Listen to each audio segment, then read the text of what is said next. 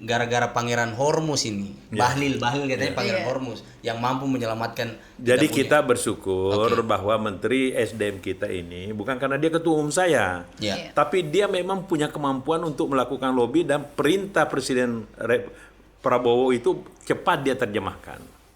Sehingga kita bisa ada kejaminan seperti dari Rusia. Kita ada jaminan 150 juta barrel untuk masuk di Indonesia. Kemudian kita juga punya jaminan semua sumur-sumur minyak kita ini diaktifkan kembali dengan prosedur yang begitu mudah. Inilah kelebihannya Menteri SDM kita ini, bahwa tidak ada lagi prosedur-prosedur yang terlalu sulit, ya. Kemudian blok Masela, itu semua sudah dibuka. Bahkan kita temukan lagi minyak di Kalimantan Timur yang cadangannya cukup besar. Berarti kita tidak hanya berharap ke Hormuz. Ya tidak. Dan sekarang juga kita mau mencari sumber-sumber minyak, bukan hanya mengharap dari negara-negara yang terkait dengan Selat Hormuz ini.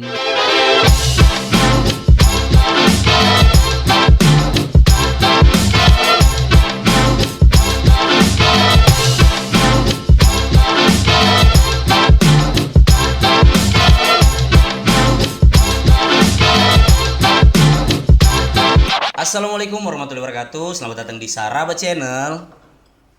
Waalaikumsalam warahmatullahi wabarakatuh. Kita saraba dulu. Iya, siap.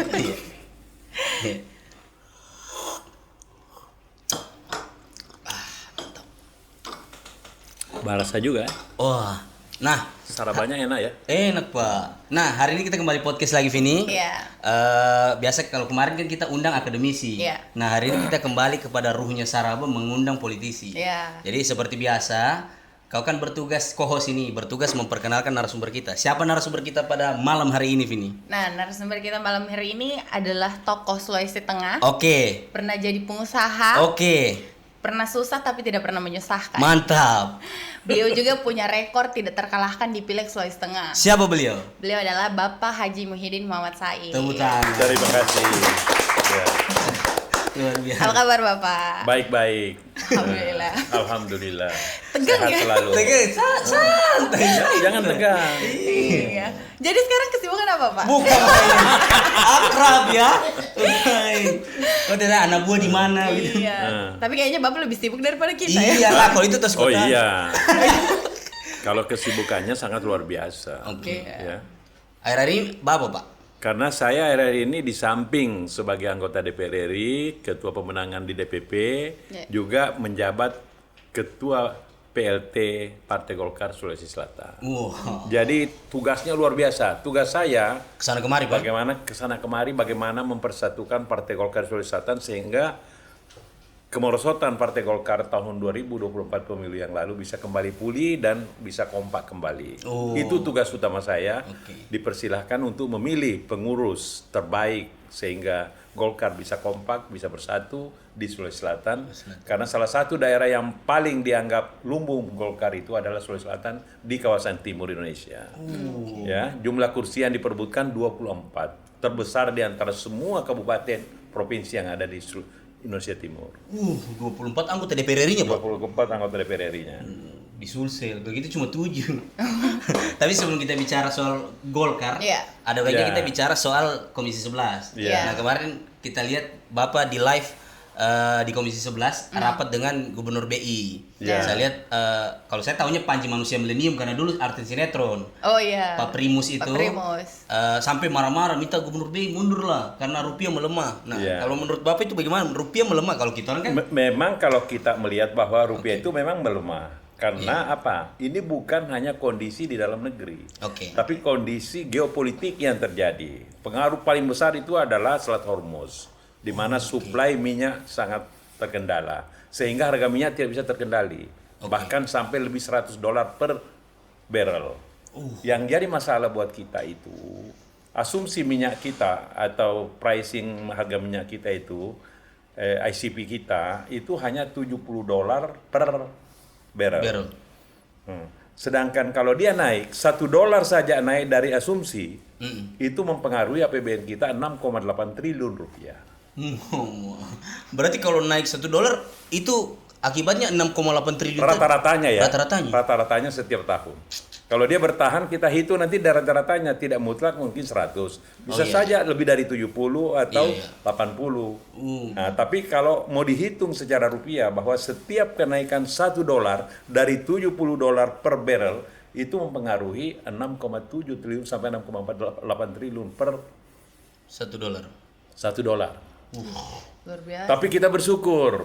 Yang harus kita syukuri bahwa kita harus berkomitmen, ya, DPR RI bersama dengan pemerintah sudah berkomitmen untuk menjaga daya beli masyarakat kita, menjaga inflasi kita, bahwa semua yang sifatnya subsidi itu dijamin tidak akan naik. Jadi masyarakat nggak usah ragu-ragu. Masyarakat yang tidak mampu pasti harga minyaknya mendapatkan harga seperti saat sekarang ini. Berarti tidak ada perubahan. Tidak usah ragu-ragu karena kita sudah bersepakat sehingga terjadilah ya efisiensi anggaran, bagaimana kita bisa menutup subsidi yang ada sehingga masyarakat bisa membeli minyak subsidi bagi yang tidak mampu. Tetap dengan harga seperti biasa. Kecuali harga yang tidak disubsidi karena memang itu ditujukan kepada masyarakat yang mampu. Menengah ke atas, Pak. Menengah ke atas. Jadi nggak usah khawatir.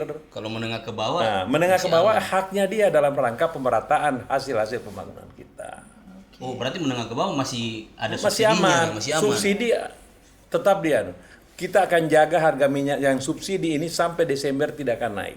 Tapi APBN kita mampu itu, Pak? APBN kita mampu. APBN kita tidak ada perubahan, masih tetap kurang lebih 3.824 triliun rupiah. Itu uang semua, Pak? Hah?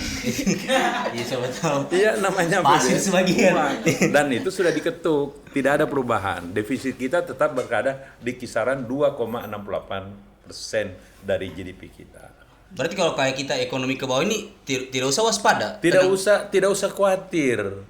Minyak itu pasti ada karena kita sudah jamin.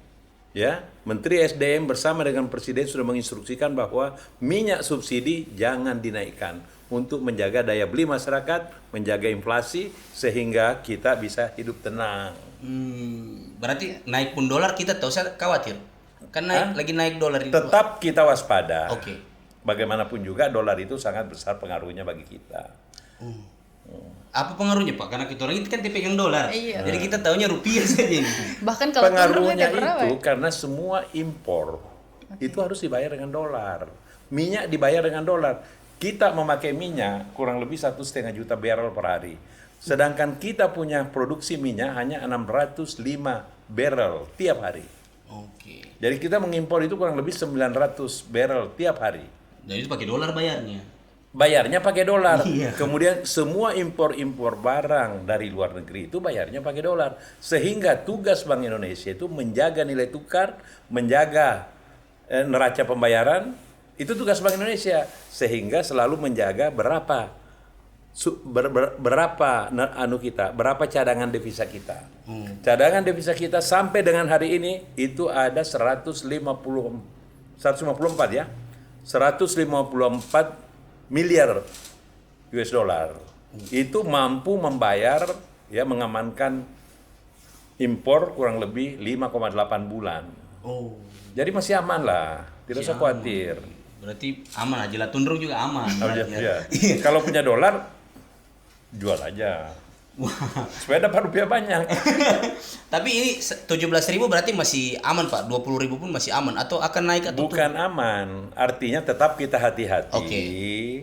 Karena asumsi makroekonomi kita pada tahun 2026 ini hanya 16.500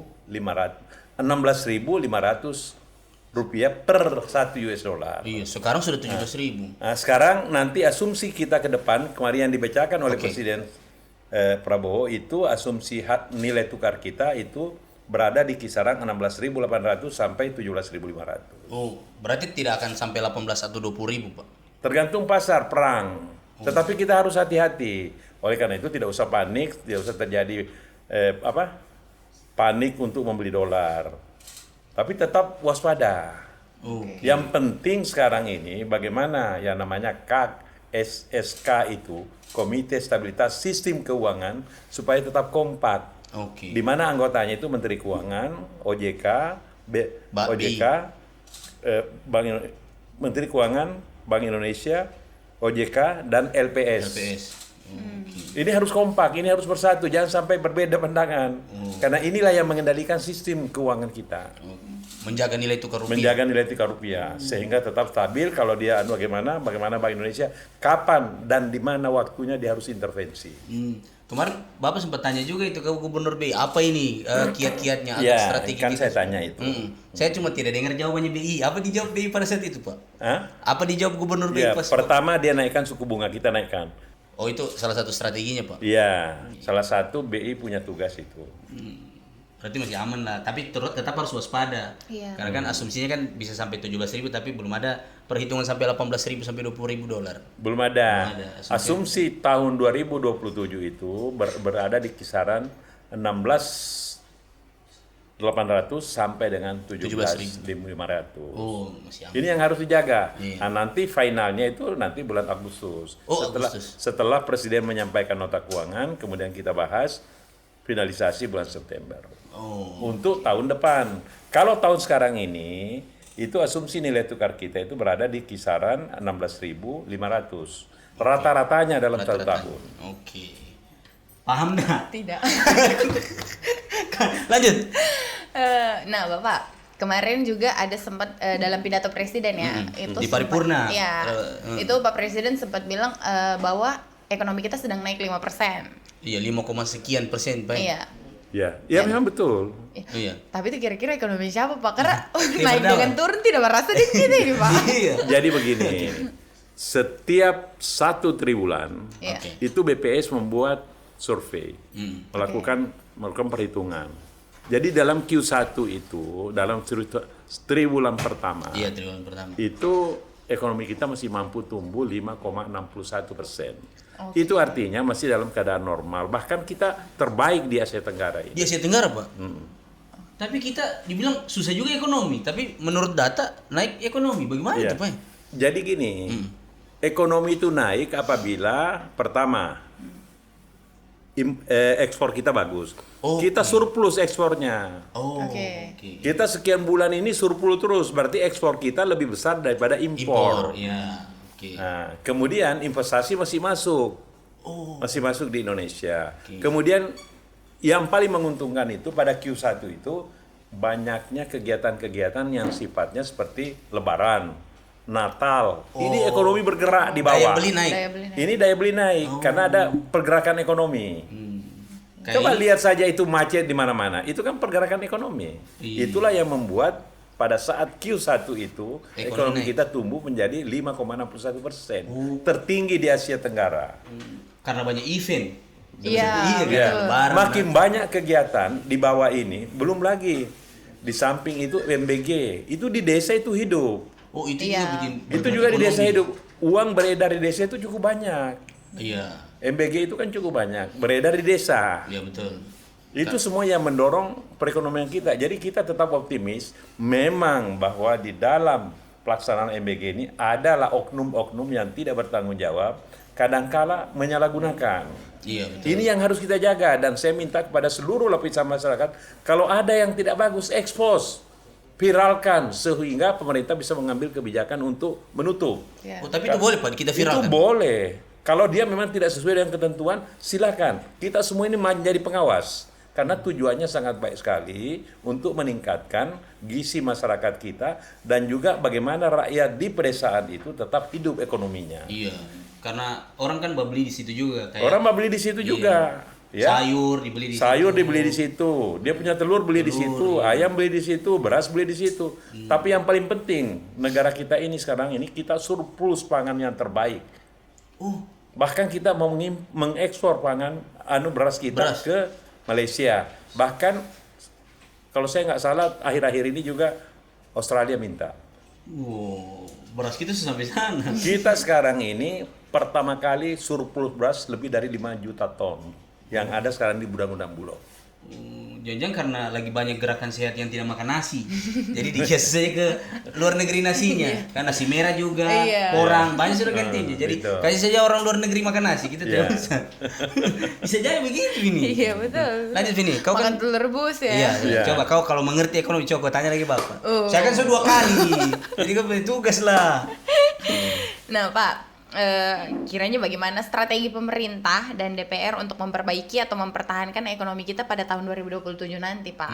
Kira-kira ada tidak program-program prioritas dari pemerintah atau dari DPR sendiri, Pak? Jadi program prioritas pemerintah itu ada 8, tapi 4 yang paling diutamakan. Hilirisasi, MBG. Oh, MBG termasuk prioritas. Ketahanan pangan, pendidikan, kesehatan. Ini. Jadi tidak ada seorang pun orang yang Indonesia yang bisa ditolak masuk ke rumah sakit. Ya, tidak masalah pangan. Saya kira kita sudah tidak subsidi lagi. Jadi sangat bagus sekali. Kita punya kelebihan. Bahkan kita mau mengekspor untuk pertama kalinya dalam sejarah sejak Pak Harto lengser. Tapi kesehatan juga prioritas, itu juga bisa memperbaiki atau mempertahankan ekonomi. Iya. Bagaimana? Karena kita subsidi. Nah, kan ada asuransi, BPJS. Iya. Ini BPJS ini kan dibayar oleh negara, jadi tidak ada masyarakat kita itu yang sakit, ya tidak diobati, tidak bisa ditolak itu. Nah, sekarang kan sudah bisa pakai KTP ya? Oh, itu lain, pemerintah daerah. Apa itu? Yang mungkin dia bilang berani sehat. Iya. Sama, yang tidak di cover oleh pemerintah daerah, pemerintah pusat, pemerintah daerah boleh cover. Kalau hilirisasi juga termasuk. Salah satu hilirisasi itu bukan hanya nikel, termasuk pangan. Oh, pangan juga, Pak? Loh iya, nanti kan pangan ini banyak bisa dibuat. Bisa dibuat tepung, bisa dibuat macam-macam. Itu namanya hilirisasi. Sehingga ada nilai tambah. Bukan cuma mentahnya, Pak. Bukan cuma mentahnya. Oke, lanjut. Pertanyaan Vini, ada lagi? Pak, dia terus bertanya nih, Pak. Kita latih dia, Pak. Iya, bagus. Jantungnya nih, Pak, seperti yang Bapak bilang tadi, itu sampai bulan Desember BBM kita masih akan tetap aman ya.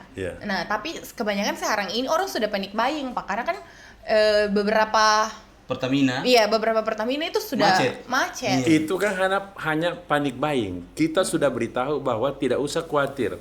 Bagi masyarakat kecil, ya, masalah minyak yang disubsidi tidak akan dinaikkan.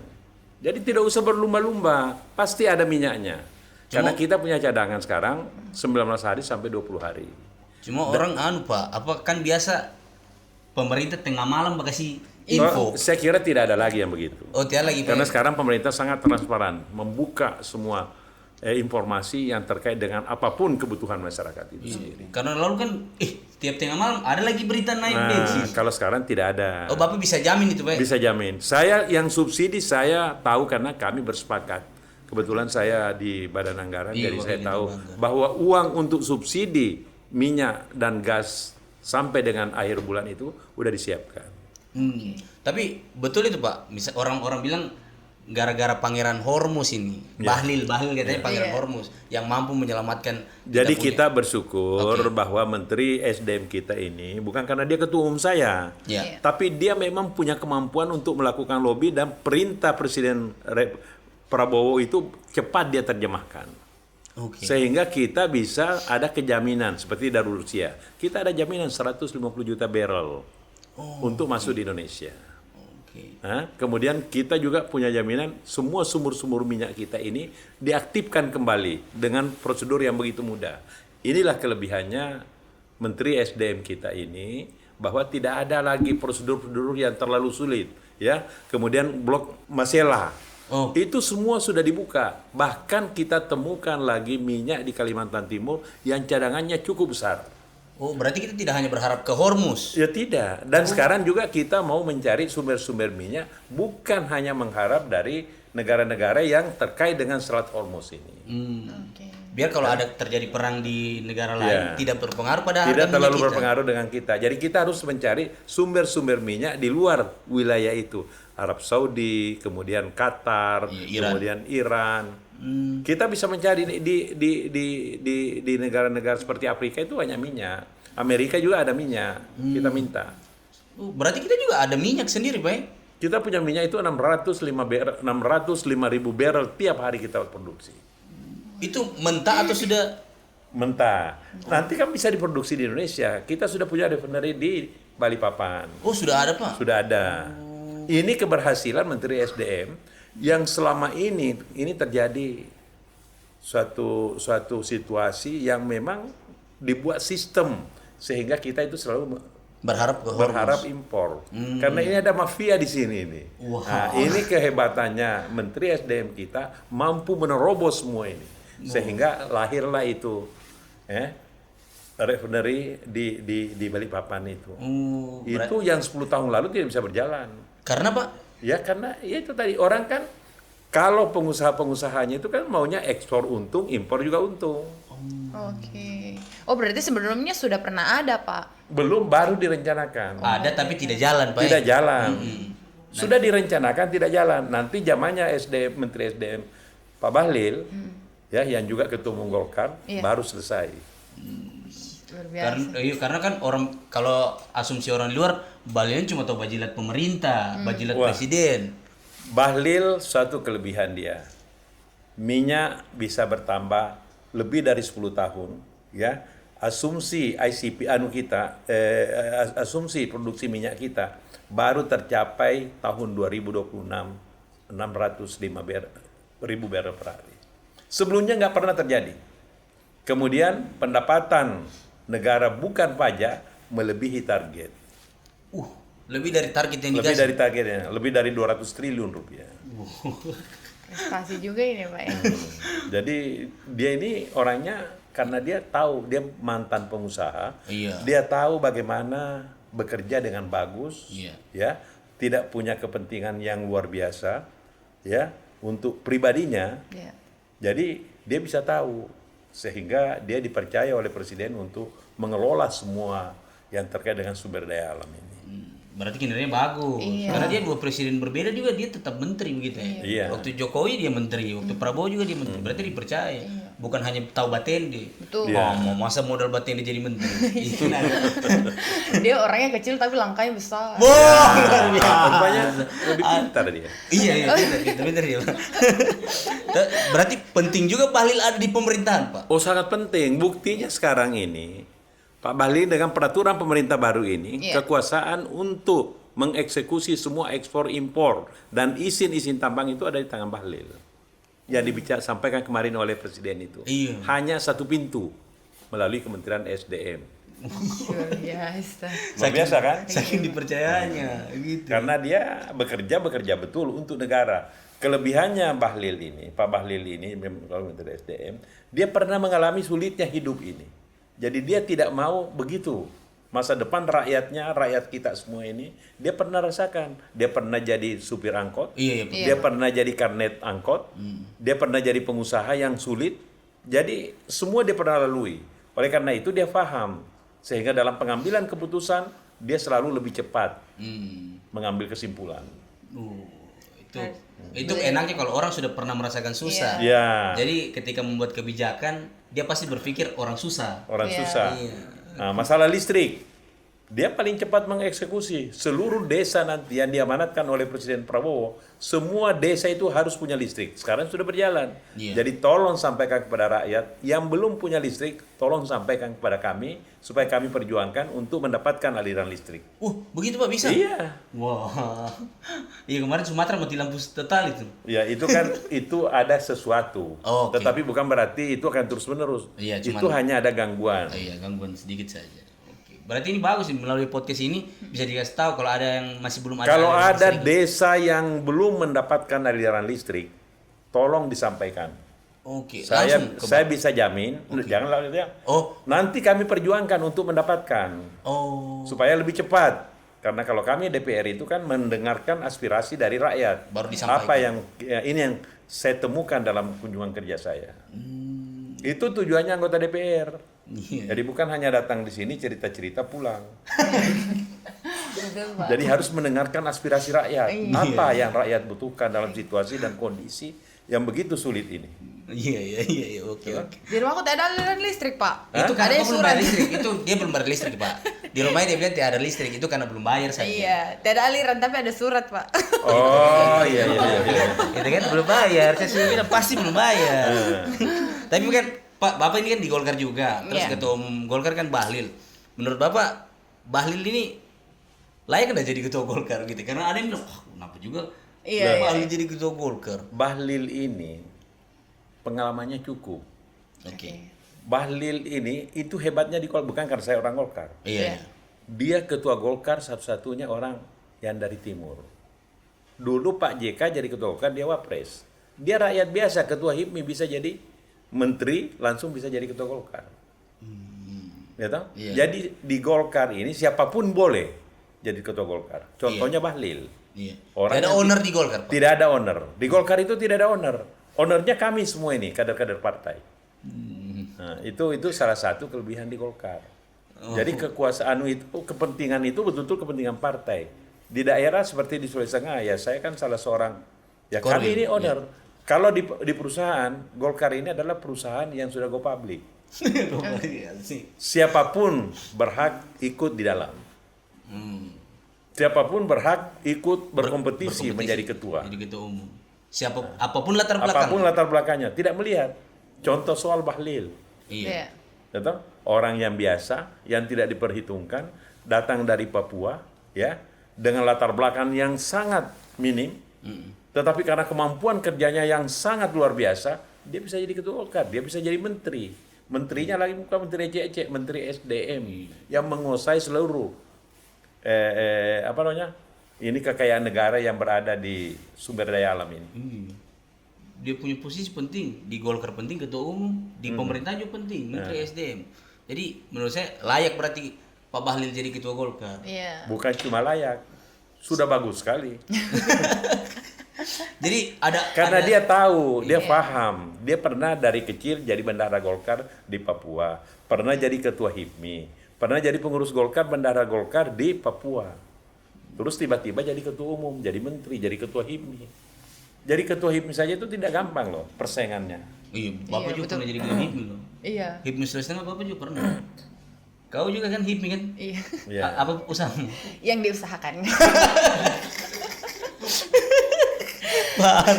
Lanjut. Nah, Bapak, bagaimana sosok Pak Bahlil di mata seorang Pak Muhyiddin? Bapak sudah kenal dekat dengan Pak Bahlil atau? Saya kenal Bahlil mulai dari pengusaha. Waktu dia masih tinggal di Papua. Okay. Sudah Bapak tahu? Iya. Karena dia anak HIPMI, anak HMI. Jadi dia panggil saya Kanda, Abang, Kakak. Jadi cukuplah dekat. Jadi saya tahu persis backgroundnya dan pekerja keras dan bisa dipertanggungjawabkan karena dia betul-betul bekerja apa yang dia bisa lakukan untuk memajukan partai, untuk memajukan kementerian yang ada sama dia. Ya. Saya perhatikan luar biasa sekali karena saya biasa kalau mau ketemu itu biasa saya tunggu di kementerian, kita bercerita sampai jam 9 sampai jam 10 malam. Tapi meskipun dia ketua umum, dia tidak juga pandang enteng senior, Pak ya. Tetap dia sangat menghormati orang. Bahlil itu sangat menghormati orang dan dia tahu karena dia mulai dari bawah. Dia tidak kacang lupa kulitnya. Iya. Orangnya sangat perhatian. Tapi Bahlil sekarang lagi banyak yang hujat juga, Pak. Ya biasa lah, kalau orang yang maju itu pasti banyak yang hujat. Karena banyak yang iri yang tidak bisa seperti dia. Jadi semua ekspektasi orang tidak pernah berpikir Bahlil itu bisa. Ternyata melebihi ekspektasi orang kemampuannya. Ya. Jadi banyak orang iri hati. Dia pegang partai besar. Dia pegang kementerian yang sangat strategis. Betul. Jadi kalau dia dihujat atau orang iri, itu normal sebagai manusia biasa. Kelebihannya Bahlil tidak pernah memikirkan itu. Dia memikirkan kerjanya. Iya, kalau ketua umum partai lain dihujat, itu kader-kader lain membela. Tapi kalau Bahlil kayaknya dia santai juga, kader-kadernya tidak ada yang bela. Bukan tidak dibela, karena kita yakin tidak mungkin dia bisa jatuh karena dia punya kemampuan kerja cukup tinggi. Wow, iya. Iya kan? Iya betul. Berarti sedangkan ketua umum terpikirkan, kenapa harus kita orang pikirkan? Iya. Coba perhatikan, kalau presiden keluar negeri yang dibawa siapa? Bahlil kan? Iya, lebih seringnya Bahlil. Mendampingi presiden kemana-mana kan Bahlil. Iya. Sekarang kita doakan, beliau sekarang lagi menunaikan ibadah haji. Berarti tak tambah gelarnya ke Kanda Haji Bahlil. Sekarang dipanggil Kanda Bahlil beliau. Iya. Jadi sekarang nanti kalau selesai haji ditambah gelarnya. Jadi Kanda Haji. Kanda Haji. Kanda Haji.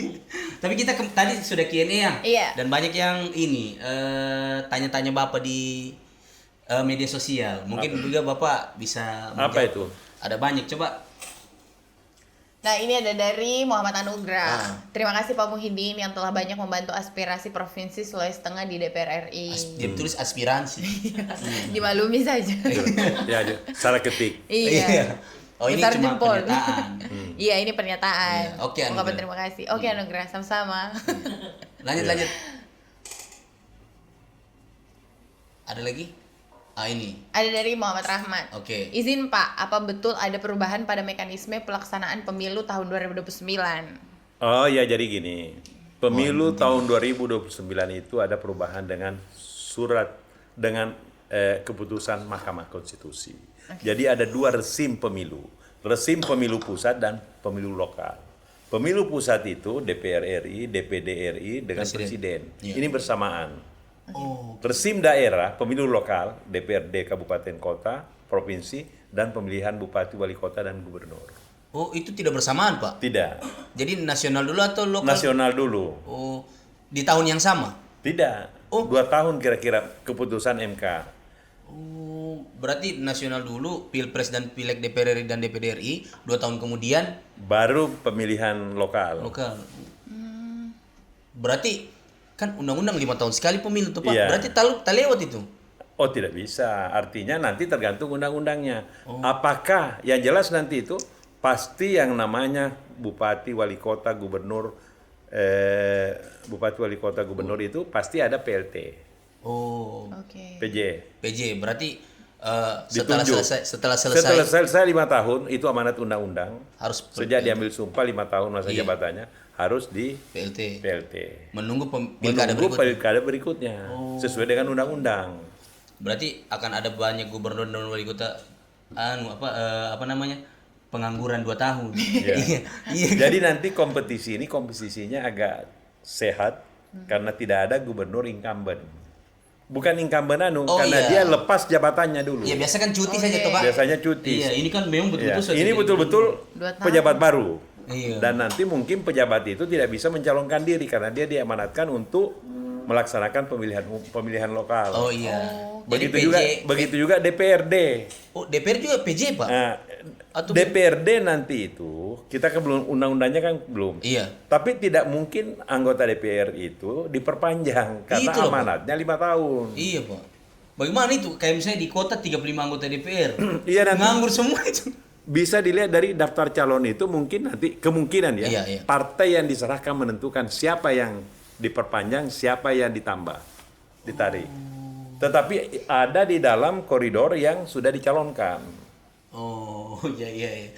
Seru juga ya. Jadi anggota DPR di PLT semua juga lagi kemungkinan. Karena kan amanat undang-undang bisa di PLT, bisa dilanjutkan dan bisa ditunjuk yang baru diganti yang lain. Tergantung yang ada partai. di dalam daftar caleg itu. Oh, tergantung partai.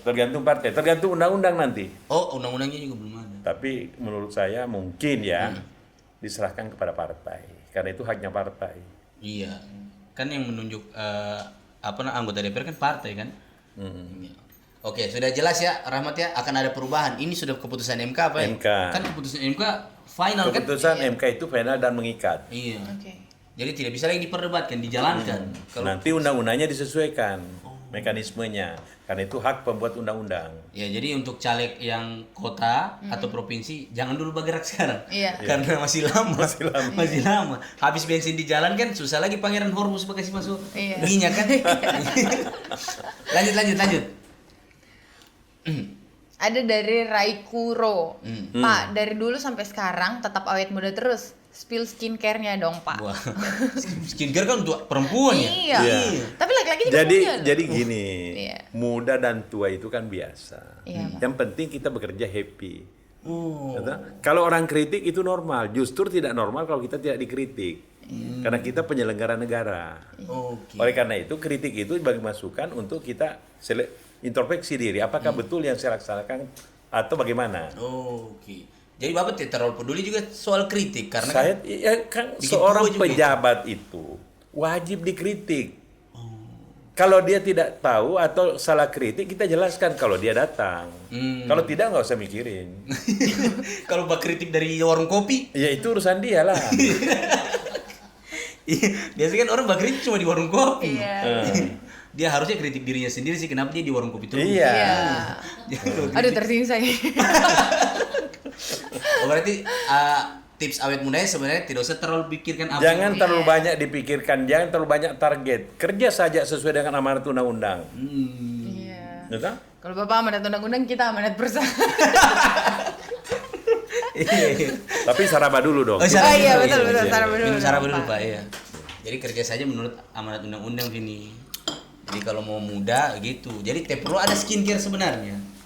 Cukup menikmati hidup santai. Perlu juga skincare itu. Oh, perlu juga. Kemudian kita bekerja dengan baik.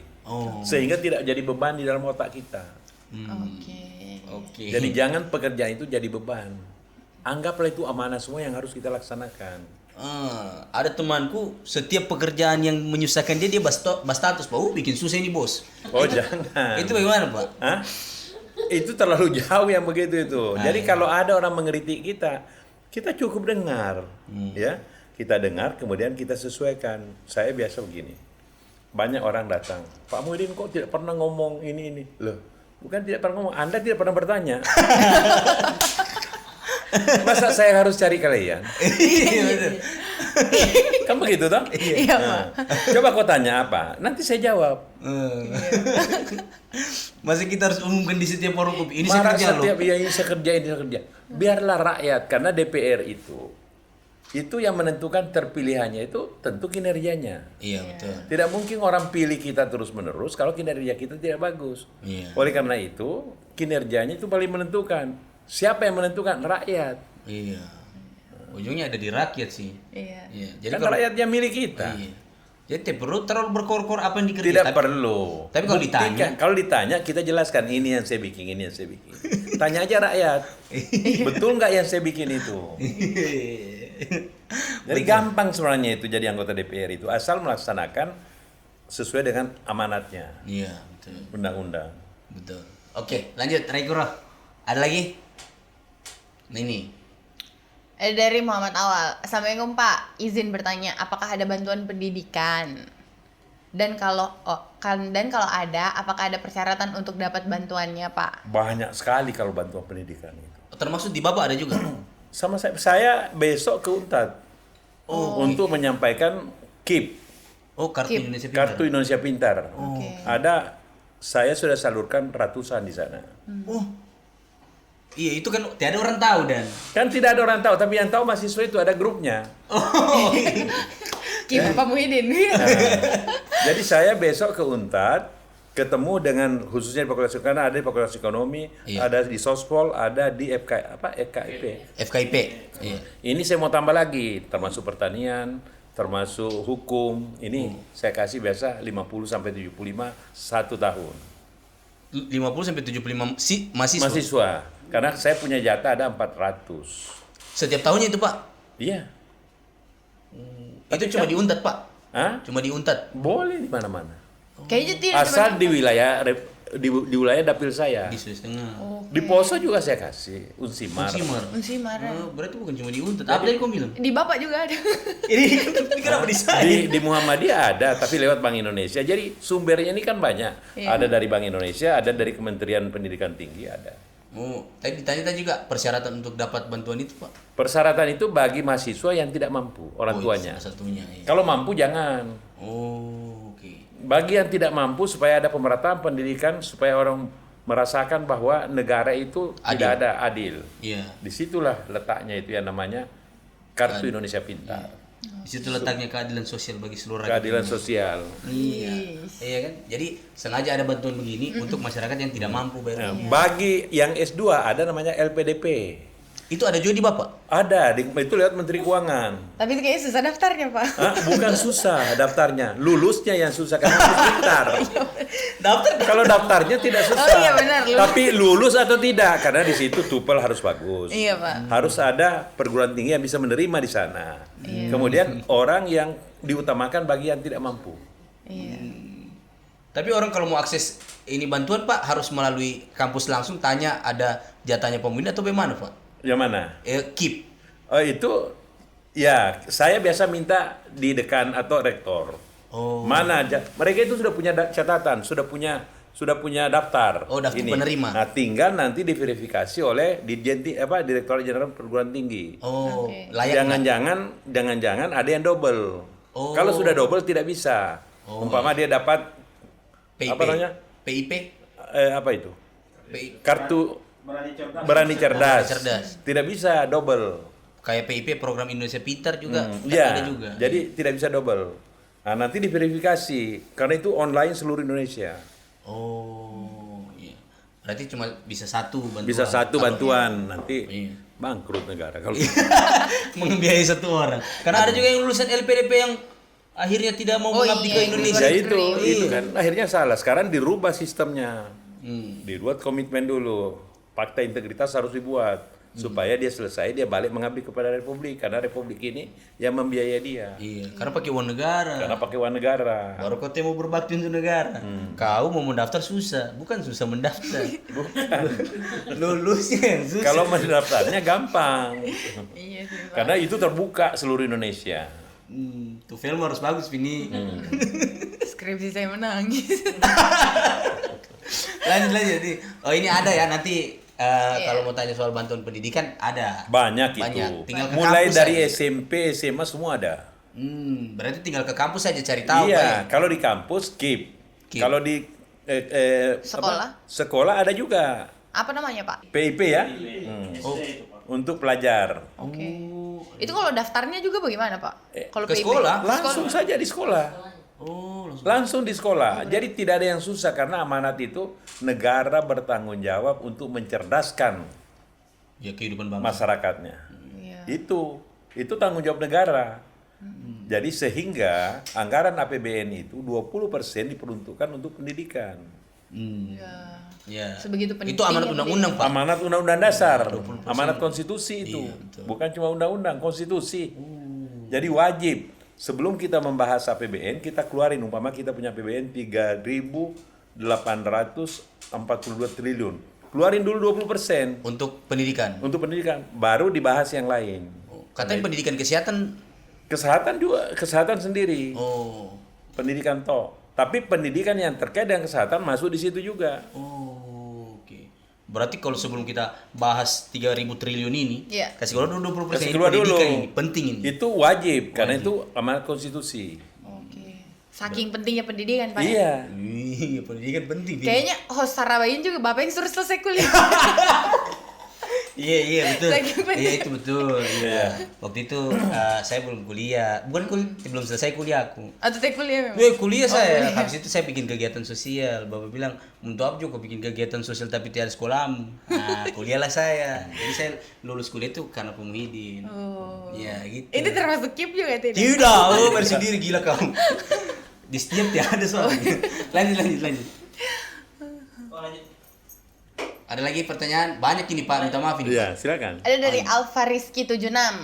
Pak, apakah Indonesia diuntungkan dengan bergabung ke BRICS? Jadi saya kira begini, bergabung itu tidak ada masalah kita bergabung. Tapi sudah fix bergabung ini? Iya, sudah diumumkan di Brasil kemarin. Oke. Ya. Jadi BRICS ini itu menyangkut mata uang, hubungan. Jadi kalau umpama dalam anggota BRICS itu, tapi kita kan kita ini negara yang menganut tidak berpihak kepada siapapun, non-blok. Jadi kita bergabung tidak apa-apa, yang saling menguntungkan karena ini bisnis.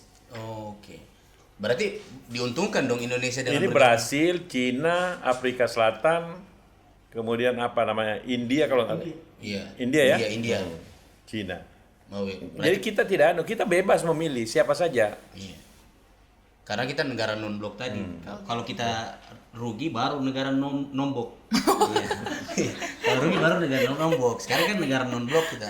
Berarti kita diuntungkan dong Pak dengan bagus. Artinya kita masuk salah satu blok di situ khusus untuk menyangkut masalah perdagangan. Iya. Ini mungkin salah satu mempertahankan ekonomi kita agar tetap stabil. Iya. Kita kan tidak cari musuh. Iya, cari teman. Kita cari teman. Satu musuh terlalu banyak, 1000 teman terlalu sedikit. Sedap. Lanjut. Apa lagi? Nah, Pak, kenapa Sulteng yang katanya provinsi pertumbuhan ekonomi kedua tertinggi di Indonesia, tapi kesejahteraan masyarakat belum sepenuhnya merata? Itu kau rasakan? Rasa. Jadi begini, pertumbuhan kita itu ditopang banyak dari daerah-daerah penghasil tambang. Iya, nikel. Jadi memang tidak merata, tetapi secara keseluruhan dalam ilmu ekonomi itu dihitung berapa investasi masuk di sana, baru digabung semua, baru dibagi seluruh rakyat Sulawesi Tengah itu. Itulah dibilang tinggi pertumbuhannya. Tetapi kan tidak semua daerah tumbuh seperti itu. Iya, Pak, betul. Oh iya, betul. Hanya daerah-daerah. Jadi hanya ditopang oleh daerah Morowali Utara dan Banggai. LNG. Iya. Gitu. Berarti di Palu merasakan tidak bertumbuh ekonomi. Pasti rata dirasa. Iya. Ya kan orang Palu juga tetap hidup. Iya sih. Iya sih, Pak. Iya. Nah, iya. Tapi dia bilang pertumbuhan ekonomi kedua tertinggi Indonesia, kesejahteraan masyarakat. Tapi memang dapat rasa ini, Pak. Iya. Dapat rasa susah ya membeli apa-apa. buktinya kita ini masih minum saraba yang enak-enak. Iya sih. Kau juga masih minum kopi tiap hari. Iya. Iya. Coffee shop di mana-mana rame, Pak. Di ramah-ramah. Coba kau lihat malam, kopi shop rame. Iya. Berarti dia sendiri mungkin dia merasakan. Iya. Saya juga masih tetap minum kopi sih. Iya. Berarti masih aman-aman. Coba perhatikan mobil ke sana kemari. Pesawat pagi-pagi sudah banyak lagi. Jadi tetap juga. Iya. Memang tidak semua yang namanya pertumbuhan ekonomi itu kesejahteraan itu tidak semua tidak merata. Iya. Tapi karena dihitung dari jumlah berapa investasi yang masuk. Baru dibagi kepada seluruh penduduk Indonesia. Itulah namanya rata-rata. Iya. Di situ bisa dilihat bahwa pertumbuhan ekonomi tinggi. Ya. Oke.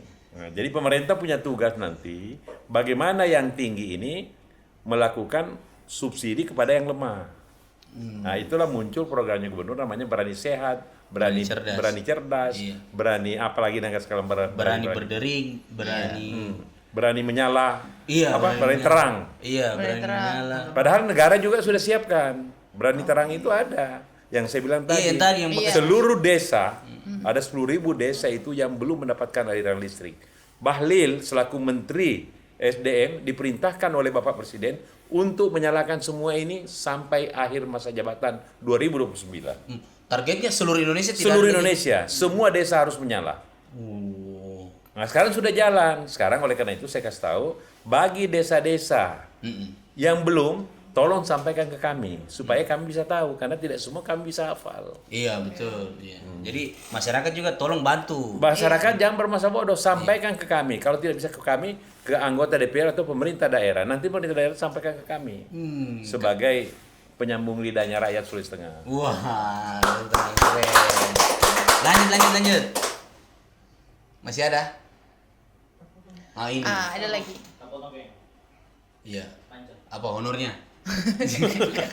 Apa terpotong? Nah, Pak Muhyiddin, ada penyebab apa? Kok biar baca-baca salah sih? Pak Muhyiddin apa? Bukan ada. Maaf. Pak, apa penyebab utama rupiah mengalami pelemahan signifikan? Dan apakah ini ada hubungannya dengan Menkeu yang menolak tawaran pinjaman dari IMF dan World Bank? Satu lagi, Pak, bagaimana menurut Bapak kinerja Menkeu sekarang? Iya. Jadi gini, saya ini bulan kemarin saya ke Amerika mengikuti undangan World Bank dan IMF. Kami datang ke sana, Gubernur Bank Indonesia bersama timnya, Menteri Keuangan bersama timnya, OJK bersama timnya, pimpinan Badan Anggaran dan pimpinan Komisi 11 melakukan pertemuan. Kita itu dipuji oleh lembaga-lembaga internasional ini bahwa Indonesia masih mampu tumbuh di atas 5% ekonominya. Kita dipuji, Kemudian pelemahan rupiah ini tidak lepas yang saya katakan tadi, Selat Hormuz, harga minyak. Dampak daripada itu, yaitu tadi. Rupiah melemah. Kemudian terjadi ketidakstabilan ekonomi kita, investasi ketidakstabilan, sehingga para investor itu ragu melakukan investasi. Semua menahan diri. Jadi dolar ini tertekan. Itu akibatnya semua. Tapi ini kan tidak mungkin berjalan terus karena Amerika dengan sudah melakukan negosiasi terus. Iya, sudah mulai agak damai sedikit. Agak damai. Cina sudah mulai melakukan pendekatan, Rusia melakukan karena semua negara terdampak. Iya, jadi bukan rupiah yang melemah. Indonesia. Rupiah melemah itu akibat globalisasi geopolitik ini. Perang di mana-mana. Jadi terjadi supply chain yang terhambat. Artinya suplai barang dan permintaan barang dan terganggu. Barang-barang yang biasa lewat terus lancar tidak lancar. Jadi harga naik. Kemudian harga minyak naik. Kalau harga minyak naik, transportasi pasti naik. Iya, Ya toh? Coba kalau Anda ke Jakarta sekarang, kan naik harganya tiketnya. Tiket naik, Pak, iya. Semua itulah akibat daripada namanya geopolitik, akibat ketidakstabilan ekonomi dunia. Tapi kita bersyukur karena apa? Kita masih mampu bertahan. Iya. Ya. Memberikan subsidi kepada rakyat kecil kita yang tidak mampu tetap mendapatkan prioritas utama. Oke. Berarti ada hubungannya enggak, Pak? Pelemahan rupiah dengan Menkeu menolak tawaran pinjaman dari IMF? Memang kita ditawarin dolar pinjaman. Tapi untuk apa pinjaman itu kalau kita tidak butuhkan? Karena kita masih mampu mempertahankan fiskal kita. Oh. Iya. Memang kita ditawarin. Itu artinya ekonomi kita masih bagus karena kita ditawarin. Oke. Iya. Jadi tidak ada anunya. Jadi istilahnya kayak saya belum butuh-butuh amat pinjaman. Kita belum butuh-butuh amat karena pinjaman itu tidak gampang. Iya. Kita kan harus bayar. Iya betul. Bayar bunga lagi. Bayar bunga lagi. Indonesia belum. Jadi semua orang itu mengakui bahwa Indonesia ini masih dalam situasi yang bisa stabil. Iya. Karena APBN-nya masih bisa dijaga dengan baik. Iya. Namun pun di sana sini kita lakukan efisiensi, kemudian kegiatan-kegiatan yang sifatnya belum terlalu terbutuhkan dialihkan. Yang kita butuhkan itu bantalan-bantalan yang bisa menopang ekonomi kita seperti subsidi bunga, subsidi minyak, kemudian bantuan-bantuan sembako. Iya. Jadi aman kan? Iya betul. Berarti ini satu lagi Pak, dia tanya, menurut Bapak kinerja Menkeu sekarang bagaimana? Saya kira normal aja kinerja Menkeu kita sekarang ini. Karena kan tidak ada yang luar biasa tuh. Iya. Jadi normal aja. Yang saya katakan Kementerian Keuangan ini harus menjaga stabilitas keuangan. Seperti yang saya katakan tadi. Beliau itu ketua KSSK. Ini harus melakukan koordinasi setiap saat. Sehingga sistem stabilitas keuangan itu terjaga dengan bagus. Jangan berjalan sendiri-sendiri. Makanya, tapi agak turun badannya Pak, saya lihat. Iya karena mungkin diet Pak ya. Artinya diet saya kira itu. Diet kayaknya. Iya kan sekarang orang semua diet ini. Iya, mengurangi nasi kan kita impor. Iya. Ekspor kita. Kita ekspor beras. Ekspor beras, iya. Kita makan ubi rebus. Australia pun minta beras sama kita. Iya. Apa namanya? Ini Malaysia juga kita. Ini suatu kehebatan Pak Prabowo ini karena yang dia utamakan itu bagaimana pangan kita bisa swasembada pangan. Karena kalau terjadi apa-apa, pangan itu yang paling menentukan. Iya, kalau kita punya cadangan makan kalau kurang, kita ada makan ribut kan. Iya betul. Oleh karena itu pangan ini paling Iya. Tadinya di mau diusahakan itu sampai habis menjalankan kita swasembada, tetapi baru 1 tahun lebih kita sudah swasembada pangan. Iya. Jadi luar biasa. Nah, tahun 2026 ini kita tidak impor solar lagi karena kita punya pengekspor minyak sawit terbesar di dunia. Ini bisa dikonversi menjadi minyak solar. Iya. Jadi Indonesia ini luar biasa. Iya. Dianugerahi oleh Tuhan Yang Maha Kuasa. Iya. Berarti sebenarnya sudah siap kita kalau ada apa-apa di luar negeri kita sudah siap. Pangan kita sudah aman, minyak kita sudah aman. Minyak solar kita tahun 2026 ini kita tidak ekspor. Kecuali yang banyak kita impor itu adalah gas.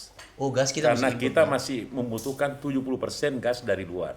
Subsidi gas kita berikan cukup besar sekali. Itu yang 3 kilo itu subsidinya luar biasa besarnya. Besar itu Pak. Kita kan bayarnya 20 berapa saja? Kalian kan bayar hanya 20, tapi tolong jangan kalau tidak miskin jangan pakai karena ditulis itu untuk orang miskin. Tapi di hadapan bantuan sosial orang menjelma jadi rakyat miskin semua Pak. Ya itu. Tapi kalau mau ditulis, nah ini rakyat kita ada suatu keanehan. Ya. Kalau dia bilang untuk orang miskin, kalau ditulis bahwa dia untuk orang miskin, dia tidak mau. Mengaku semua orang punya. Iya. Tapi kalau beli barang, dia cari orang miskin punya. Ini yang harus kita sadarkan, bahwa haknya yang miskin jangan diganggu. Iya. Jangan sudah mampu, masih mau lagi jadi orang miskin. Iya, betul. Ya itu betul itu. Karena masih banyak orang kalau mengaku miskin, hanya gara-gara supaya dapat murah. Supaya dapat murah. Ya kayak misalnya, kayak BBM juga begitu. Kendati orang cari mobil yang murah, untuk supaya bisa dapat subsidi. Padahal dia bisa beli mobil yang mahal. Dia bisa beli mobil. Iya. Tapi dia ganggu punyanya. Tapi dia ganggu orang punya kepentingan. Iya. Kalau kita mobil murah pun agak susah dibeli ya. Jadi belum butuh ya. Oke, berarti kinerja Menkeu tadi masih bisa. Artinya saya pikir ya. Masih normatif aja. Iya, oke. Lanjut. Ada pertanyaan lagi? Ada tambahan. Oh iya, coba. Wih, ada dari Raikuro. Ibu Imelda for Wali Kota Palu. Hah? Ini Pak, Imelda for Wali Kota Palu. Itu urusan saya tidak bisa campur ya. Silakan rakyat melihat kinerjanya. Iya. Itu kan urusan tidak bisa kita intervensi. Iya. Tidak bisa kita intervensi. Betul. Masih ada, Fadli? Ya, ini ada dari izin Pak, boleh tidak Bahlil diajak podcast di Saraba?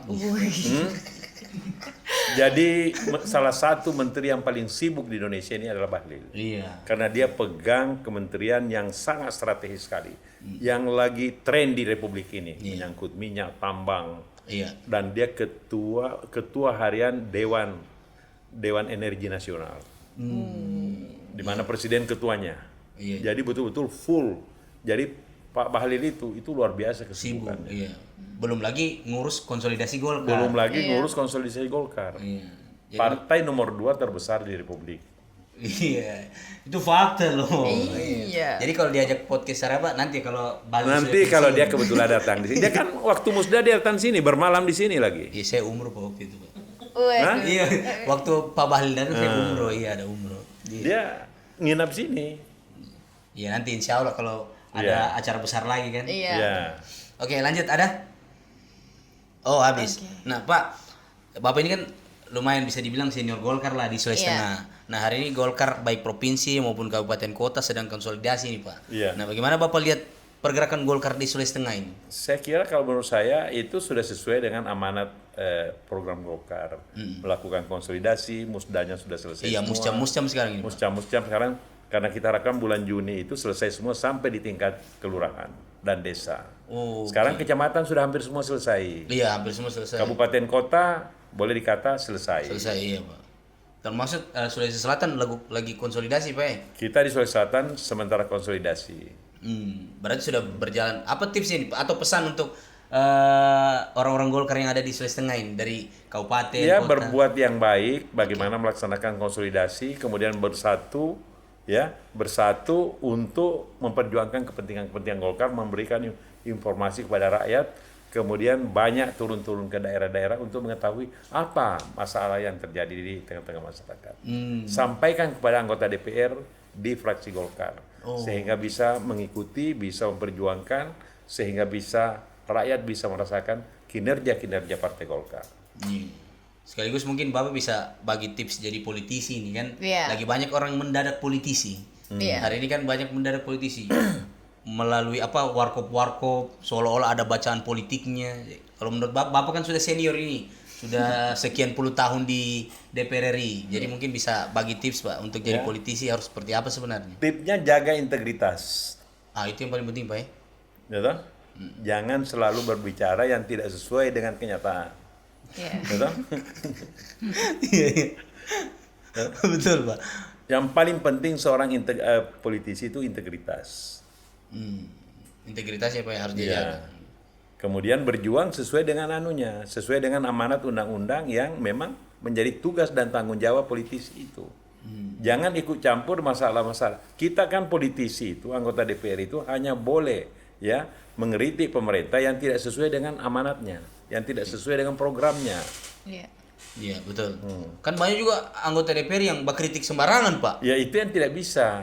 Kritiklah pemerintah itu secara konstruktif. Kemudian carikan jalan keluar. Jangan cuma bilang ini salah. Salahnya di mana? Iya. Jalan keluarnya apa? Jalan keluarnya apa? Sehingga rakyat itu merasa terayomi kita. Sampaikanlah kepada rakyat bahwa ini kebutuhan rakyat kepada pemerintah. Berdasarkan hasil kunjungan saya, ini kebutuhan rakyat itu. Tolong diperhatikan. Jadi itu tipsnya itu sebagai anggota DPR. Saya politisi harus jaga integritas. Iya kan biasa banyak juga anak muda masih muda sudah pindah-pindah partai, sudah berapa kali pindah partai. Itu juga salah satu yang tidak dijaga integritas ya Pak. Kan banyak itu Pak. Iya betul. Saya tidak bisa komentar itu karena itu haknya dia. Iya, soalnya temanku masih muda, sudah 3 kali pindah partai. Hanya karena mau dicalekan. Nah, itu yang Saya kira kurang. Akhirnya rakyat bisa menilai. Kan yang menilai itu rakyat. Iya. Akhirnya di rakyat juga. Akhirnya di rakyat juga. Nah Pak, tapi kenapa sekarang banyak politisi lebih banyak kontennya daripada kerjanya? Wah. Ya politisi dibilang banyak kontennya tapi tidak banyak kerjanya. Kayak Bapak kan tidak banyak konten tapi banyak yang Bapak buat. Kalau sekarang kebalikannya. Iya, ya biasakan memperkenalkan diri. Wah, namanya juga usaha. Tapi itu normal, Pak? Hah? Normal, Pak? Ya tergantung yang menilai. Oke. Kalau Bapak menilainya memang? Ya kalau saya kan melihat kinerjanya. Iya, betul. Oke. Anggota DPR itu dilihat kinerjanya. Apakah dia melaksanakan amanat yang disampaikan kepadanya ya untuk diperjuangkan. Berhasil atau tidak? Dia perhatikan atau tidak? Kan gitu. Setuju. Berarti tergantung kinerjanya. Tergantung kinerja. Rakyat anggota DPR itu kalau kinerja tidak bagus pasti tidak dipilih. Iya. Pasti tidak hukumannya dipilih. Pasti itu. Hukumannya rakyat yang hukum. Iya. Ya kalau dia banyak bicara dan lain-lain, tunggu saja pemilihan. Tunggu saja pemilihan. Karena tidak bisa kita bohongi rakyat itu. Iya, betul. Kalau kita bohongi, konsekuensinya pada di bilik suara. Iya. Betul, saya setuju Pak. Berarti kalau untuk politisi-politisi yang terlalu banyak bicaranya tapi tidak banyak kerjanya, itu harus banyak belajar dengan Pak Muhyiddin. Iya. Karena Pak Muhyiddin kan tidak banyak bicaranya tapi kerjanya ada gitu. Dan masyarakat jadi bukti. Jadi kalau mau tanya kinerjanya Bapak, jangan tanya ke Bapak, tanya ke masyarakat. Iya. Saya biasa orang tanya, apa yang dikerjakan? Saya tanya aja rakyat. Iya. Apa yang saya bikin? Karena rakyat yang menentukan. Iya. Saya kerja bagus atau tidak. Iya. Kan masih banyak juga yang bilang, apa juga kerjanya Pak Muhyiddin ini, kenapa bisa terpilih terus? Iya, karena dia kan tidak pernah tanya. Yang tahu rakyat. Iya, betul. Karena rakyat itu tidak mungkin dia pilih kita kalau kinerja kita jelek. Tidak mungkin itu Pak. Tidak mungkin itu. Bagaimana dia mau pilih kita kalau kita tidak kenal dia? Iya, betul. Iya. Padahal orang tahu orang baru minum kopi, Pak Muhyiddin sudah titip anggaran untuk kebun kopi. Oh. Begitu. Iya. Orang baru mengudara, Pak Muhyiddin sudah bantu bangun bandara. Wow. Iya, informasi ya. Iya. Jadi banyak itu. Iya. Jadi rakyat itu yang menentukan, bukan yang mengkritik. Yang menentukan itu rakyat. Iya. Kalau yang mengkritik 2 orang tapi rakyat ratusan ribuan memilih kita, berarti dia sudah tercapai apa? Dia punya keinginan, dia punya aspirasi sudah diwujudkan. Ngapain kita pikirin 2 orang kan yang tidak perlu dipikirkan ini. Saya biasa tanya, kamu kan nggak pernah tanya aku. Masa saya harus pergi kasih tahu kamu saya sudah bikin ini? Yang saya kasih tahu itu rakyat. Iya. Yang membutuhkan, yang menyampaikan aspirasinya ke saya. Iya. Tolong diperhatikan ini Pak. Itu yang saya perhatikan, bukan yang mengkritik terus ini. Kayaknya yang mengkritik butuh Pak, cuma malu. Iya. Jadi anggota DPR itu kuncinya di pemilihan. Iya, dipilih dibuktikan. Dia hebat atau tidak. Dia kok dipilih terus? Tanya aja rakyat kenapa dia pilih saya. Iya. Jangan saya, kok tanya saya. Iya. Tanya kepada rakyat, kenapa memilih aku? Asik. Kau baru pertama kali ketemu Pak Muhyiddin dan bicara langsung bagaimana? Iya. Vibes-nya adem ya Pak. Kan tadi sebelum podcast ditanya Pak Muhyiddin bagaimana orangnya, serius atau tidak? Saya agak deg-degan begitu dia Pak. Iya. Karena pertama kali. Iya, tapi kan HMI sama-sama di HMI. Iya, siapkan dah. Tapi vibes-nya bagaimana sih? Vibes-nya adem, menenangkan gitu, gitu Pak. ya? Alhamdulillah, wa syukurillah. Saya perintah suruh sini Pak. Dia kalau begini Pak, dia biasa butuh kerja Pak. Iya. Dia ini kalau setiap ada narasumber datang, dia pasti tanya info loker. Iya. Karena dia Gen Z sekali Pak, kerja pindah-pindah sesuai dengan kenyamanannya. Sudah berapa lama kamu di sini? Sekarang saya wawancarai. Sudah berapa lama coba? Kalau di Sarawak kurang lebih 2 tahun Pak. Udah lama ya? Iya sudah lama Pak. Saya kan sudah pernah ke sini. Iya sudah 2 kali, jadi dia sudah 2 tahun di Sarawak. Bagus lah, saya beritahu sama siapa? Kalau ini lebih diperbaiki lagi, lebih profesional lagi. Iya siapa? Karena kalau saya ini kan backgroundnya pengusaha. Iya Pak. Jadi banyak orang itu tidak tahu saya dulu pengusaha dulu. Orang sangka saya politisi. Iya. Saya itu masuk jadi politisi itu sebenarnya kebetulan. Karena saya tidak pernah bercita-cita jadi politisi. Saya bercita-cita jadi pengusaha, mampu mempekerjakan orang.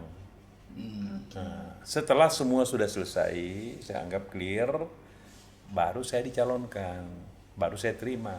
Karena waktu saya masih di mahasiswa, bahkan di organisasi-organisasi, saya sudah ditawarin jadi anggota DPR. Tapi saya belum siap. Saya belum siap jadi anggota DPR. Setelah semua sudah siap, baru saya jadi anggota DPR. Alhamdulillah, sejak awal saya terpilih terus. Iya. Karena memang kita sudah siap. Sudah siap. Secara finansial juga sudah siap. Jadi segala-galanya lah. Iya. Tapi kadang ada caleg, Pak. Dia bacalek cuma karena memperbaiki ekonominya. Itu sebenarnya itu begini. Saya awal mau dicalonkan jadi anggota DPR itu tahun 87. Wah, oke. Belum lahir kita dong. Saya ketua KNPI Sulawesi Tengah. Iya, betul. Sehingga waktu itu karena saya disuruh jadi anggota DPR RI, saya minta diganti. Pak Helmi lah jadi anggota DPR mewakili pemuda di Sulawesi Tengah. Tahun 92 saya ditawarin lagi jadi anggota DPR. Saya tidak siap karena pertama saya belum punya rumah di Jakarta, anak-anak saya baru mau sekolah ke luar negeri dan lain-lain, ya. Jadi saya bilang boleh, tetapi saya masih mau jadi anggota MPR. Maka dipilihlah saya di DPRD Provinsi Sulawesi Tengah jadi anggota MPR yang pertama. Saya termasuk salah seorang termuda jadi anggota MPR. Oke. Selama 3 periode.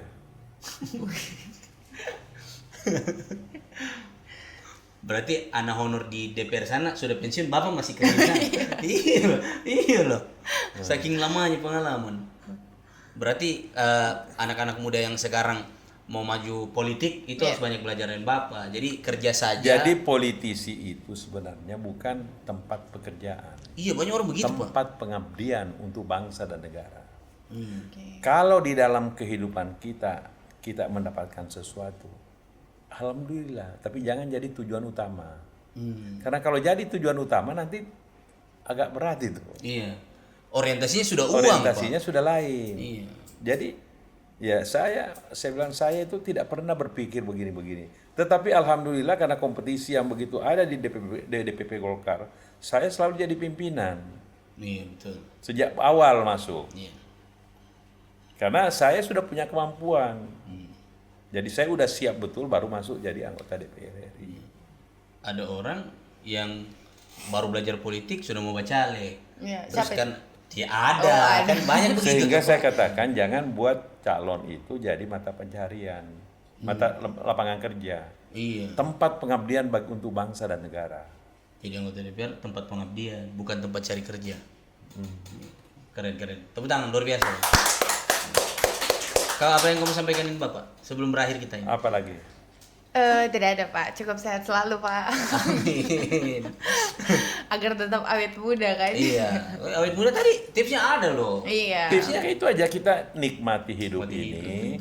Jangan terlalu banyak berpikir iri hati dengan orang. Amanat ini kan sama dengan kita beragama. Iya. Jangan dengki sama siapapun.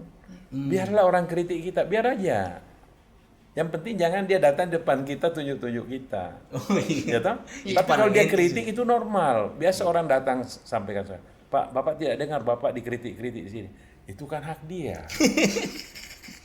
Ya toh? Iya. Karena mungkin dia belum tahu apa yang saya lakukan. Iya. Tapi kalau dia datang sini saya jelaskan sama dia, pasti dia tidak kritik saya. Karena saya sudah lakukan semua melebihi kapasitas saya sebagai anggota DPR. Iya. Saya sudah lakukan. Coba kau tanya seluruh Sulawesi Tengah ini. Iya. Betul. Saya sudah lakukan semua. Cuma saya tidak mungkin pergi umumkan. Tapi kalau kau mau tahu, tanya aja di kabupaten mana. Tapi padahal itu menambah nilai politik Pak untuk mengumumkan kinerja Bapak. Sebenarnya kan orang sudah tahu karena umpama rakyat butuh bandara, saya perjuangkan jadi bandara. Rakyat butuh jalan saya perjuangkan. Rakyat butuh bantuan-bantuan alat pertanian, saya bantu. Saya tidak perlu diumumkan, tapi yang berkepentingan rakyat kecil ini semua tahu. Iya, betul. Tidak perlu sampai orang Jakarta tahu. Cukup orang di kabupaten ini saja tahu. Cukup orang di situ aja yang kelompok-kelompok yang memang menentukan suara itu. Iya, betul. Ya, orang butuh kesehatan, saya bantu. Rumah sakit. Iya. Pak, kenapa Bapak tidak jadi gubernur? Tapi pertanyaan harus dijawab juga itu kayaknya Pak. Jadi gubernur itu begini, kalau sudah ada yang di sini tidak usah kita saling kejar-kejar. Kan lebih di Jakarta, saya periode pertama saya jadi anggota DPR, Pak JK minta saya jadi gubernur. Kemudian almarhum Ustaz Sagap sampai didatangkan di Jakarta membujuk saya. Saya itu bilang, 2000 berapa? 2004. Waktu si berkompetisi dengan siapa waktu itu ya? Pak Aminuddin. Pak Aminuddin, iya. Akhirnya saya mundur, Pak siapa namanya? Banjela? Belum Banjela. Pak Ruli itu disuruh jadi wakil. Iya. Tapi saya bilang saya jadi anggota DPR saja. Karena saya pikir jadi anggota DPR itu tidak semua orang bisa. Jadi gubernur banyak orang di daerah bisa. Karena kompetisi jadi anggota DPR itu lebih sulit daripada jadi gubernur. Oh begitu Pak? Coba Anda bayangkan, kalau ada 17 partai memperebutkan 7 kursi dengan calon, setiap partai mencalonkan 7 orang. Berapa itu? 17 kali 17. 17 kali 7. Iya. Banyak. 119 kan? Iya. 119 itu lawan kita 118. Iya. Apa kau bisa memprediksi bahwa lawan kita ini dia punya suara sini? Tidak ada yang bisa memprediksi. Tapi jadi gubernur, lawan kita paling tinggi 2 pasang. Kita sudah bisa memetakan. Jadi saya bilang kalau sudah ada di daerah biarlah. Saya mau lebih luas saya. Karena jadi DPR juga itu tidak kalah pentingnya. Memperjuangkan kepentingan rakyat secara nasional. Iya, saya setuju. Tapi pernah ditawari berarti Pak ya jadi gubernur? Pak JK belum, masih ada itu. Kemudian Abu Rizal Bakri minta lagi saya jadi gubernur, sampai didatangkan Ustaz Sagap ke Jakarta. Yang bawa itu Pak Fadel ke Jakarta. Membujuk saya supaya saya mau jadi calon gubernur. Saya bilang tidak. Sudah ada yang lain di sana. Enggak usah saling masuk di situ. Saya bekerja untuk Republik. Iya. Luar biasa. Kok pertanyaan dari dulu kayaknya itu ya? Iya Pak. Iya kan. Banyak sekali orang bilang. Banyak yang tanya Pak begitu Udin, ya. kenapa tidak mau jadi gubernur? Tunggu dulu. Apa bedanya gubernur dengan anggota DPR? Iya. Saya kalau berbicara adalah, kan bisa bangun Sulawesi Tengah. Tunggu dulu, berapa triliun uang saya kasih masuk Sulawesi Tengah. Yang bikin jalan Palu Parigi yang bagus sampai tembus di Morowali, kan dari saya. Iya, waktu itu Bapak wakil ketua komisi 5. Saya waktu pimpinan komisi 5. Iya. Saya buat bandara, saya perbaiki bandara saya, semua. Daerah kan belum tentu, karena belum tentu ada orang Sulawesi Tengah yang bisa duduk seperti saya di sana. Iya, betul. Iya. Saya kan sudah punya tempat di sana. Iya. Seperti sekarang, saya pimpinan Badan Anggaran. Saya ikut tanda tangan itu uang yang 3.800 triliun. Kira-kira gimana itu? Saya bisa mendatangkan KIP, padahal saya bukan komisi 10. Tapi saya bisa panggil sekjen. Iya. Karena yang urus anggaran kan di Banggar Dia juga. punya kepentingan juga dengan saya. Saya bisa urus bantuan-bantuan kesehatan. Saya bisa urus bantuan-bantuan pertanian. Iya. Karena saya pimpinan Badan Anggaran. Jadi gubernur, wali kota atau bupati yang butuh dana APBN bisa datang ke Bapak. Iya, biasanya saya yang telepon Kementerian Keuangan, tolong diterima itu dari dapil saya. Jadi tidak kalah juga, cuma memang kalau di daerah mereka lebih hebat. Iya. Kapol PP di Kapol PP, ada protokolernya sendiri. Iya. Kalau Bapak kan anggota DPR tidak terlalu protokoler. Iya, kecuali di luar Sulawesi Tengah saya suruh kawal. Kalau sini enggak. Wong kampung saya. Iya. Orang bilang juga mangkage nanti Pak. Ya, tameme. Berarti Bapak kalau keliling Sulawesi Tengah tidak pernah dikawal Pak. Tidak pernah. Kamu kan sudah rasakan kemarin saya di Sulawesi Selatan. Iya, dikawal toh? Dikawal. Gantian patwal. Iya. Tapi di kampung saya nggak mau. Karena orang sudah kenal saya, siapa yang mau ganggu saya di daerah saya? Iya kan? Iya, ikut dia. Saya ikut ya. Ikut saya. Patwal setiap kabupaten gantian itu. 2 di depan. Patwal. Jadi alhamdulillah meskipun saya belum jadi pejabat, saya sudah dipatwalkan ya. Jadi agak beda kita punya kelas sekarang ini. Maaf. Iya. Dia ikut saya panggil dia sebenarnya. Iya. Saya juga patwal loh ke Makassar kemarin. Oh itu beda. Kalau di Jawa kita dikawal. Aduh. Kalau di daerah saya sendiri loh, kok orang bilang natame memun ya. Iya. Saya tuh risih kalau di daerah saya mau dikawal. Kenapa? Pertama di sini tidak macet. Iya. Agak japir. Masa kita mau pakai nyong-nyong lagi? Iya kan? Kita harus jujur lah. Begini, saya ini punya pengalaman seluruh dunia. Iya, Pak. Saya sudah keliling dunia ini barangkali lebih dari 3/4. Negara itu makin maju, makin mandiri pejabatnya. Makin miskin negara itu, makin protokoler. Ini begitu, memang begitu. Iya, faktanya begitu. Anda kalau ke Amerika, Anda ke Eropa, kemana negara maju, ke Jepang, nggak ada itu. Kita makin mandiri pejabatnya. Bahkan kalau di Eropa ada yang naik sepeda sendiri. Perdana Menterinya. Iya seperti Perdana Menteri Belanda kan naik sepeda. Obama aja ngantri di tempat makan apa itu? Itu McDonald itu. Bukan McDonald. Apa namanya? Burger itu. Iya, Burger King. Jadi makin maju negara, makin mandiri pejabatnya. Tidak terlalu protokoler, Pak. Tidak ada protokoler. Kita di Indonesia, la haula wala quwata illa billah. Contoh. Jangan. Tidak usah contoh. Di Amerika, di Eropa, kalau kau ketemu petinggi-petinggi negara itu, habis pertemuan dia masuk di dalam ruangan, kita pulang sendiri. Kalau kita kan tidak. Harus dikawal. Dikawal sampai di bawah. Tapi kalau kita ke Myanmar atau ke negara yang miskin ini, di kamar kita, depan pintu kita dikawal tentara. Kenapa, Pak?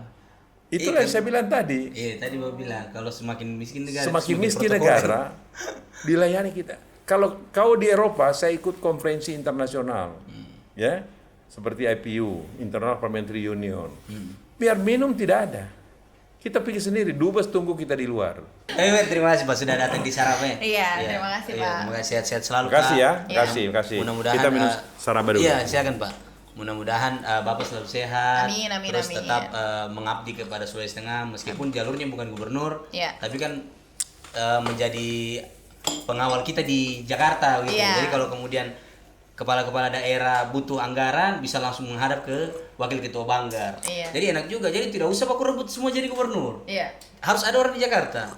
Supaya kalau kita butuh apa-apa kita tinggal telepon. Apalagi Pak Muhyiddin kan sudah lama. Kita itu sekarang agak rugi ya. Kalau dulu DPR itu ada Pak Supratman.